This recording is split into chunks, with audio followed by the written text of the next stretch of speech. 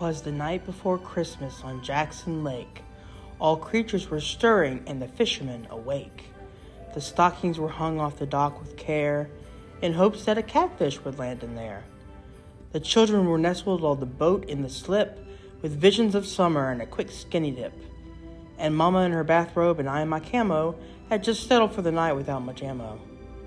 When out on the water I heard a huge clatter, sprang out of my sack to see what's the matter. Down to the dock I flew like a flash, tripped over the dog digging through the trash. The moon on the water was cheery and bright, but I just knew something was not right. When what to my wandering senses let loose was Saint Nick in a kayak pulled by 6 ducks and a goose. Paddling he came with white water in his wake, quiet as a mouse and fast as a snake.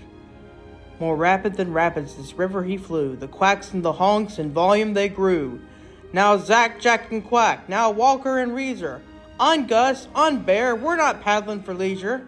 To the top of the porch, to the top of the wall. Now dash away, dash away, dash away all.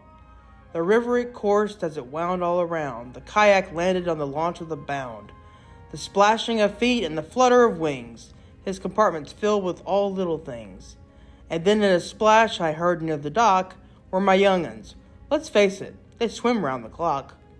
Approached them they did, and as they came by, he stopped for a moment to fish on the fly.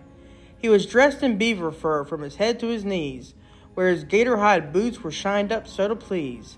A bundle of toys he flung on his pole, walked up to the house, surprises to dole.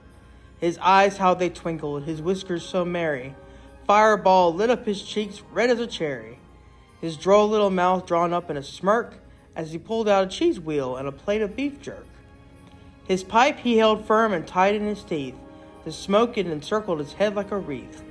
He had a broad face and a little round belly that wiggled and jiggled like muscadine jelly. He was short and stout, a jolly old elf, and I laughed in spite of myself. A wink of his eye and a twist of his head soon gave me to know I had nothing to dread.